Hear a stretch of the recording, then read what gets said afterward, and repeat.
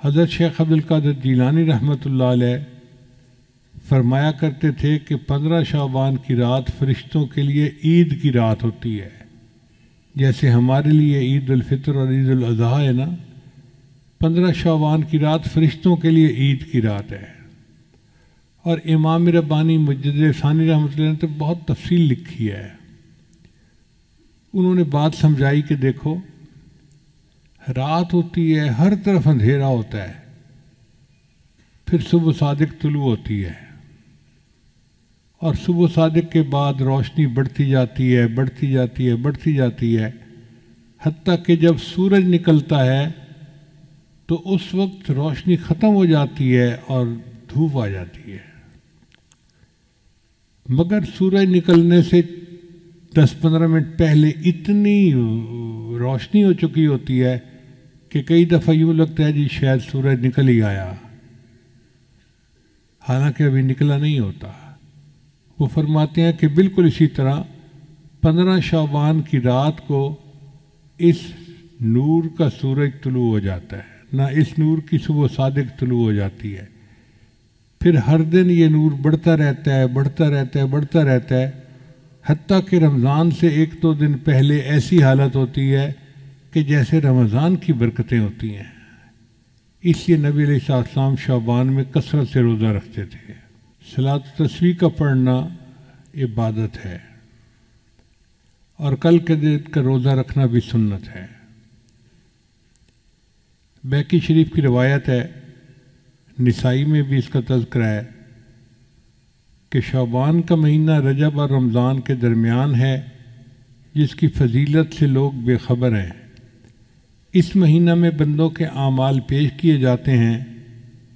میرا دل چاہتا ہے کہ میرا عمل ایسی حالت میں پیش کیے جائیں کہ میرا روزہ ہو، یعنی نبی علیہ السلام نے فرمایا کہ میرے عمل اللہ کے سامنے اس حال میں پیش ہوں کہ میں روزہ دار، یعنی 15 شعبان کا روزہ سنت ہے، حدیث سے ثابت ہے۔ اس لیے نبی جب رجب کا چاند دیکھ لیتے تو یہ تھے اللہم بارک لنا فی رجب و شعبان و بلغنا رمضان۔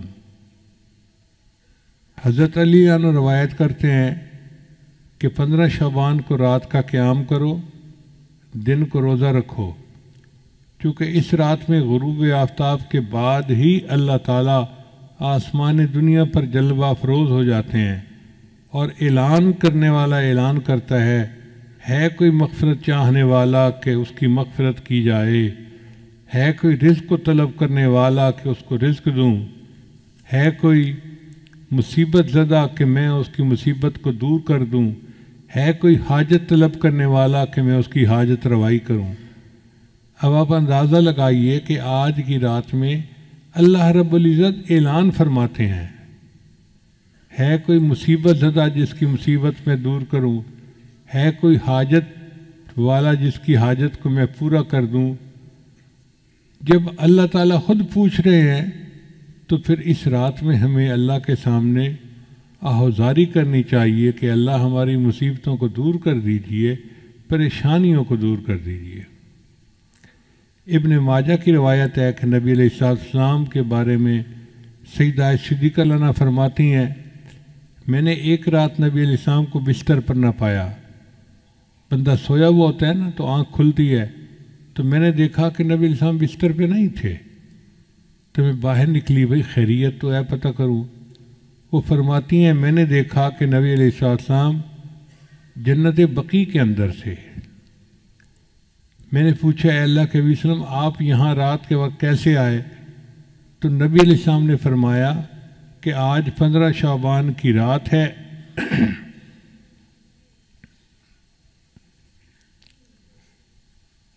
اس رات میں اللہ آسمان دنیا پر تشریف لاتے ہیں اور بنی کلب کی بکریوں کے بالوں سے زیادہ لوگوں کی مغفرت فرماتے ہیں۔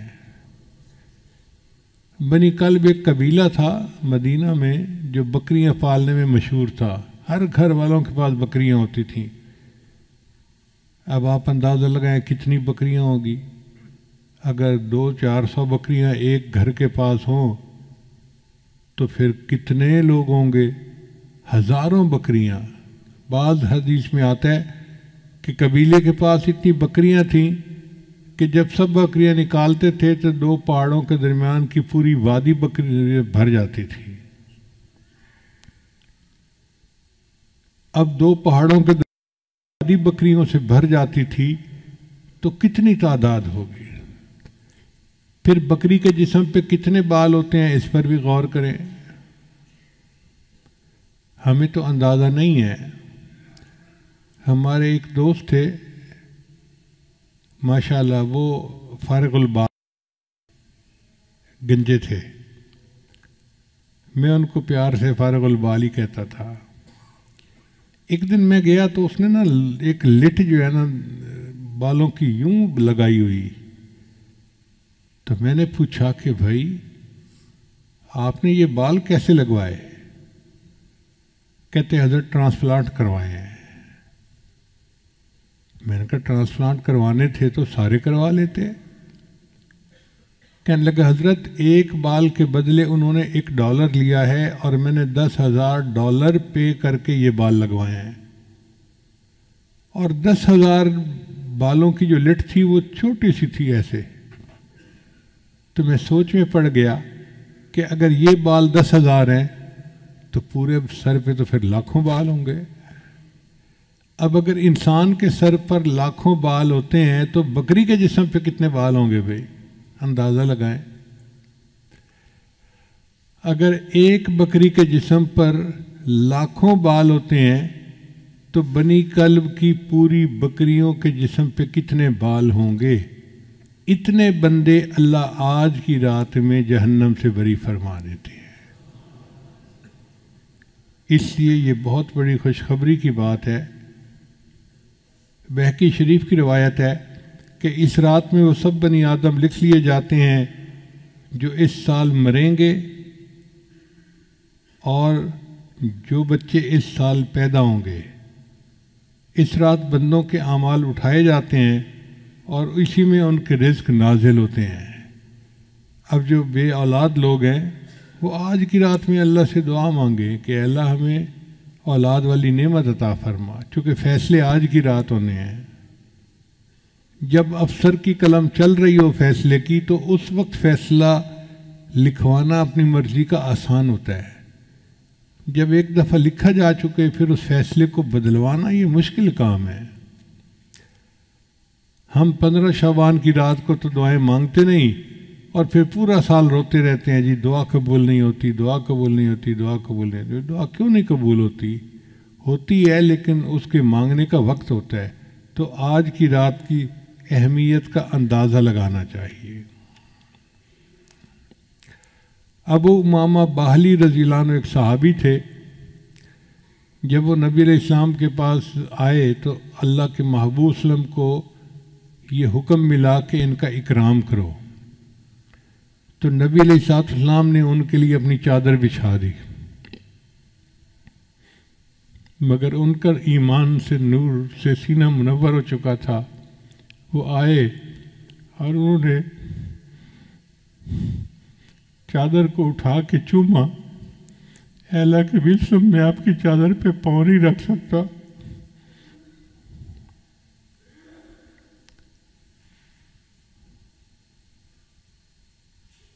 وہ روایت کرتے ہیں کہ نبی علیہ السلام نے ارشاد فرمایا من صام یوم من شعبان، جس نے شعبان کے دن کا روزہ رکھا یعنی 15 شعبان مراد ہے، فتحت لہ ابواب الجنان، اللہ اس کے لیے جنت کے دروازے کھول دیتے ہیں، وغلقت علیہ ابواب النیران، اور اس پر جہنم کے دروازوں کو بند کر دیتے ہیں۔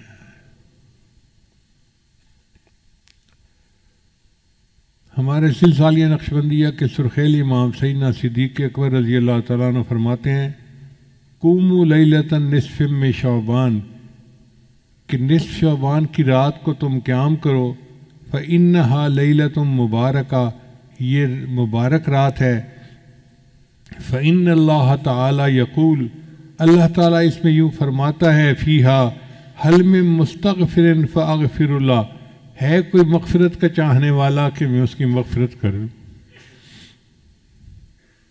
سبحان اللہ۔ زندگی میں اللہ نے پھر ہمیں ایک موقع دے دیا. آج کی رات اللہ پوچھتے ہیں ہے کوئی مغفرت چاہنے والا کہ میں اس کی مغفرت کر دوں؟ تو بھائی ہم اللہ کے سامنے فریاد کریں، پکاریں، دعائیں مانگیں کہ اے اللہ ہم مغفرت چاہتے ہیں، ہم بڑے خطا کار ہیں، گناہ گار ہیں. آج کی رات برکت والی رات ہے. علماء نے لکھا ہے کہ حضرت موسیٰ علیہ السلام کو طور پہ نبوت ملی تھی، وہ 15 شعبان کی رات کو ملی تھی. خدا کی دین کا موسیٰ سے پوچھئے احوال کہ آگ لینے کو جائیں پیمبری مل جائے. آپ یوں سمجھیں کہ آج رات ہے، رزق کے فیصلے آج کی رات ہوں گے، انسان کو مال کتنا ملنا ہے اس کے فیصلے آج کی رات ہوں گے، کس کا نکاح ہونا ہے اس کے فیصلے آج کی رات ہوں گے، کس کو بچے ملنے ہیں فیصلہ آج کی رات ہوگا، صحت والی نعمت ملنی ہے اس کا فیصلہ آج کی رات ہوگا، کس کو آئندہ سال زندگی ملنی ہے فیصلہ آج کی رات ہوگا. اب رزق تو اللہ تعالیٰ نے ہمیں پہنچانا ہے. ہم اگر کہنا کہ اے اللہ ہمیں رزق نہ دے پھر بھی اللہ رزق دیں گے، چونکہ ذمہ اس نے لیا ہوا ہے. اب جو لوگ بھوک ہڑتال کرتے ہیں ان کے ساتھ کیا ہوتا ہے؟ ان کو زبردستی جوس پلائے جاتے ہیں، اور جو انکار کرتے ہیں تو پھر ڈاکٹر آ جاتے ہیں، وہ پھر ان کو ٹیکے لگاتے ہیں. تم اگر منہ سے نہیں کھا رہے تو ہمیں تمہیں غذا تو دینی ہے، تو سوئیاں چبھو چبھو کے ان کو رزق دیا جاتا ہے.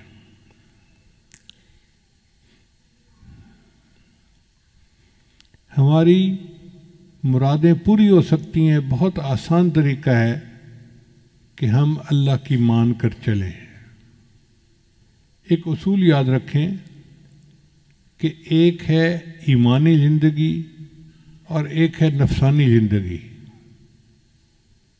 ایمانی زندگی گزاریں گے تو ہم امام عالم بنیں گے، اور نفسانی زندگی گزاریں گے تو ہم غلام عالم بنیں گے.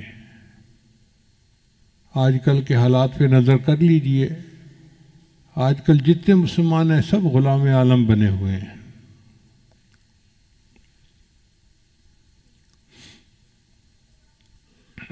ماضی بعید میں دیکھنا ہے تو حضرت موسیٰ علیہ السلام کی قوم کا واقعہ دیکھ لیجئے. پسی ہوئی قوم تھی. فرعون اتنا جبار اور قہار تھا کہ اس نے ان کو کچل کے رکھ دیا تھا. چنانچہ انہوں نے موسیٰ علیہ السلام سے کہا اوذینا من قبل ان تأتینا ومن بعد ما جئتنا، آپ کے آنے سے پہلے بھی ہمیں اذیت ملی اور آپ کے آنے کے بعد بھی اذیت ملی. وقال موسیٰ لقومہ، تو موسیٰ علیہ السلام نے اپنی قوم کو جواب دیا استعینوا باللہ واصبروا، اللہ سے مدد مانگو اور صبر کرو. ان الارض للہ، زمین اللہ کی ہے. یورثھا من یشاء من عبادی، اپنے بندوں میں سے جس کو چاہتا ہے زمین کا وارث بنا دیتا ہے. تصور نہیں کوئی کر سکتا تھا کہ بنی اسرائیل والے اس زمین کے وارث بن جائیں گے. اللہ نے ان کو بنا دیا. اللہ فرماتے ہیں وَنُرِيدُ، اور ہم نے ارادہ کیا أَن نَمُنَّ عَلَى الَّذِينَ اسْتُضْعِفُوا فِي الْأَرْضِ وَنَجْعَلَهُمْ أَئِمَّةً وَنَجْعَلَهُمُ الْوَارِثِينَ، کہ ہم ان کو زمین کا امام بنائیں گے اور زمین کا وارث بنائیں گے. یہ تو ہے ماضی مثال. اگر ماضی قریب میں مثال دیکھنی ہے تو صحابہ کرام کی مثال دیکھیں. اللہ کی مان کر چلے. اللہ نے کیسر و کسرا کے تاج ان کے قدموں میں لا کر رکھ دیے. اللہ تعالیٰ نے ان کو کیا عزتوں سے نوازا. چڑھتے سورج سے تاج مانگا، سمندروں سے خراج مانگا. لگاتا تھا تو جب نعرہ تو خیبر توڑ دیتا تھا. حکم دیتا تھا تو دریا کو رستہ چھوڑ دیتا تھا۔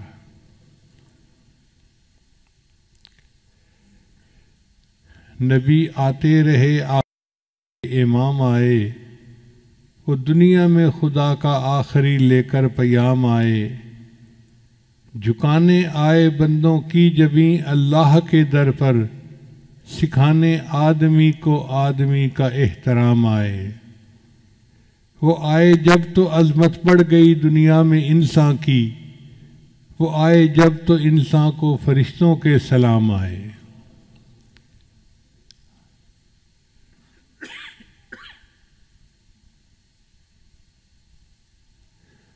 وہ ہیں بے شک بشر لیکن تشہد میں اذانوں میں، جہاں دیکھو خدا کے نام کے بعد ان کا نام آئے۔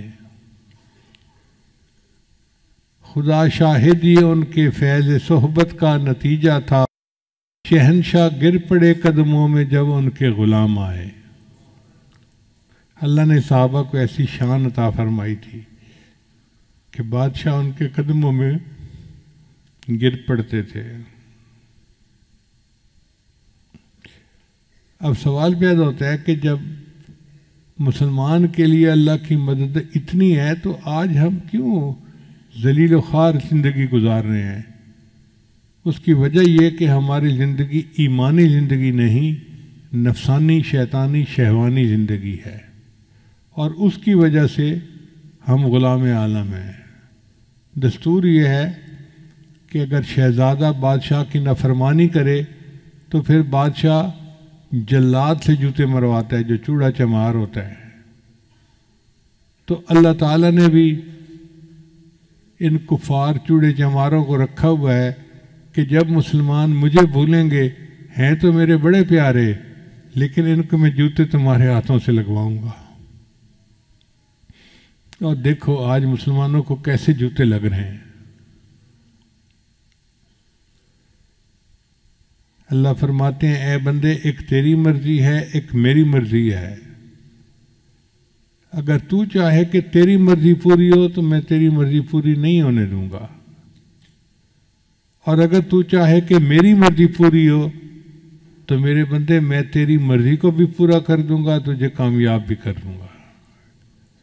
تو ہماری مرضیاں پوری ہوں گی جب ہم اللہ کی مرضی کو پورا کریں گے۔ علامہ اقبال نے کیا خوبصورت بات کہی، وہ ایک سجدہ جسے تو گراں سمجھتا ہے، ہزار سجدوں سے دیتا ہے آدمی کو نجات۔ علامہ اقبال کے عجیب اشعار ہیں، اعجاز ہے کسی کا یا گردش زمانہ، ٹوٹا ہے ایشیا میں سحر فرنگیانہ۔ اے لا الہ کے وارث باقی نہیں ہے تجھ میں، انداز دلبرانہ کردار قاہرانہ۔ تعمیر آشیاں سے میں نے یہ راز پایا، اہل جنوں کے حق میں بجلی ہے آشیانہ۔ تیری نگاہ سے دل سینوں میں کانپتے تھے۔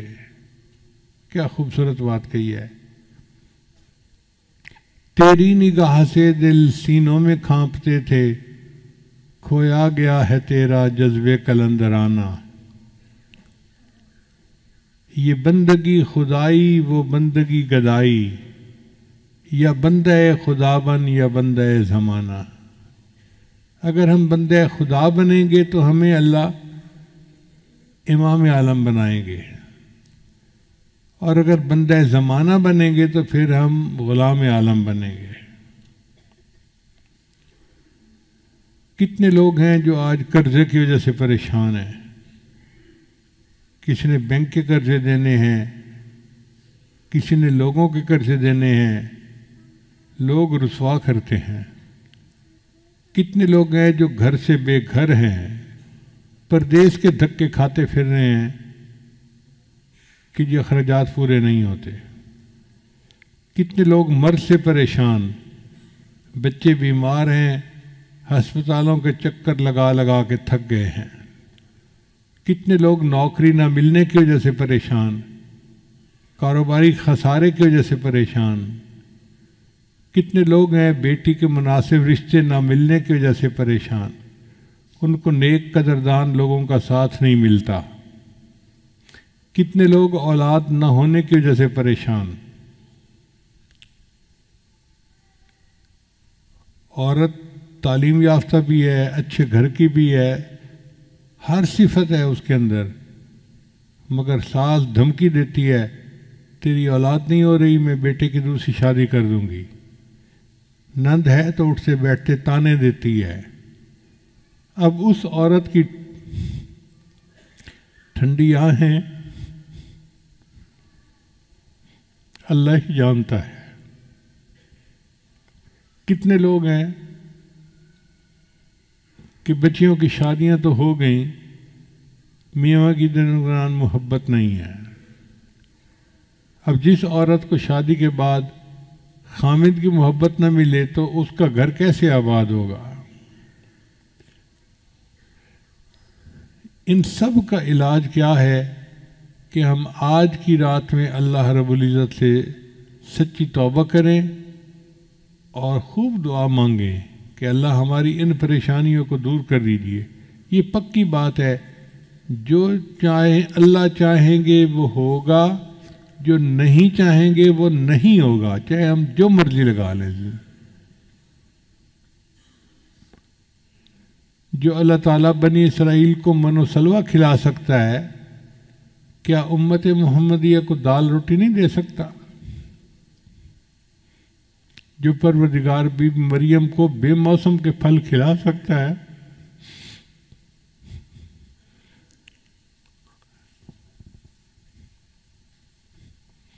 وہ اپنے محبوب کی امت کو موسم کے پھل کیوں نہیں کھلا سکتا؟ اللہ تعالیٰ کھلانے کے لیے تیار ہے، قصور ہمارا ہے۔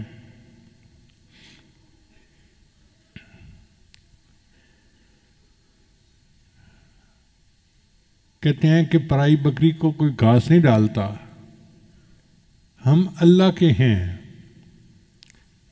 اب ہم دوسروں کے دروازے پہ جائیں گے تو ہمیں دھکے ہی ملیں گے۔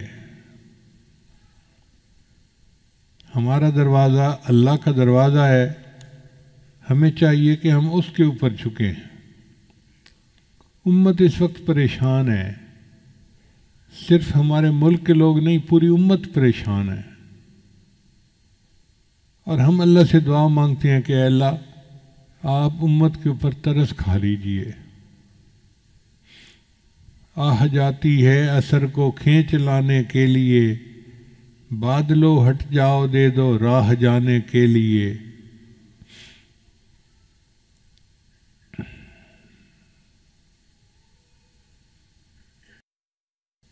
خار ہیں بدکار ہیں ڈوبے ہوئے ذلت میں ہیں، جو بھی ہیں آقا تیری محبوب کی امت سے ہیں۔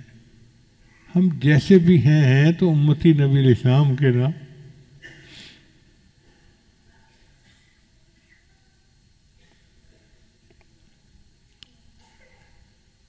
تو اللہ تعالیٰ اپنے محبوب صلی اللہ علیہ وسلم کے طفیل ہم پر خصوصی رحمتیں فرما دے، اور ہماری مرادوں کو اللہ تعالیٰ اپنی رحمت سے پورا فرما دے۔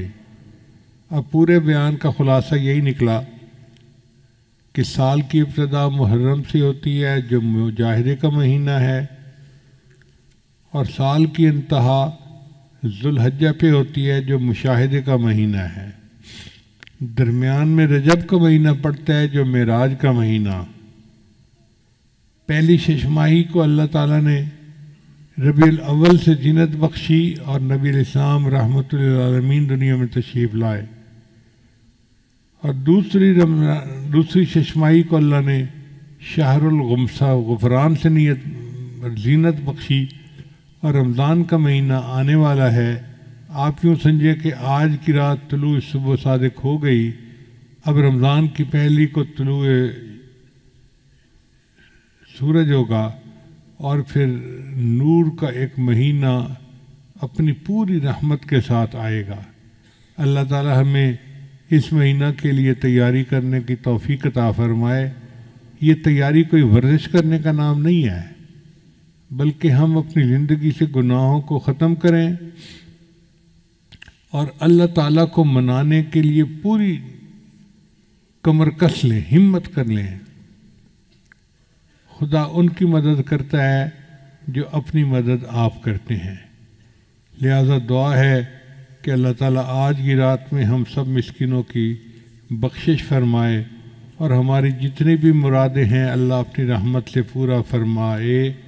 وآخر دعوانا ان الحمد للہ رب العالمین۔ یعقوب علیہ السلام نے خوشخبری دی۔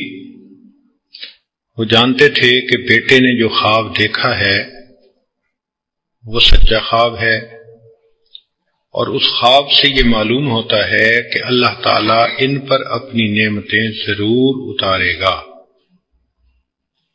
چنانچہ انہوں نے بیٹے کو بھی بشارت دے گی۔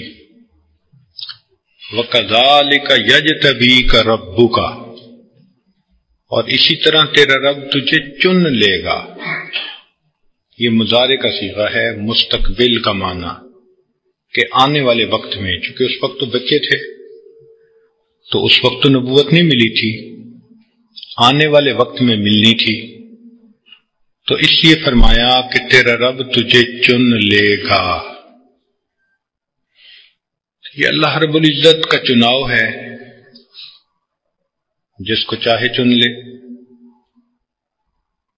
عام طور پر ذہن میں یہ ہوتا ہے کہ یہ اللہ کا چناؤ بہت خاص لوگوں کے ساتھ، جبکہ یہ چناؤ عام بھی ہے خاص بھی ہے۔ مثال کے طور پہ اللہ تعالیٰ نے ہمیں بھی چنا ہے۔ کیسے؟ کہ اس نے ہمیں انسان بنایا، یہ اس کا چناؤ ہے، یہ اس کی پسند ہے، ہمارا حق نہیں تھا، ہم نے کوئی درخواست نہیں دی تھی، یہ اللہ رب العزت کا ہم پر کرم ہوا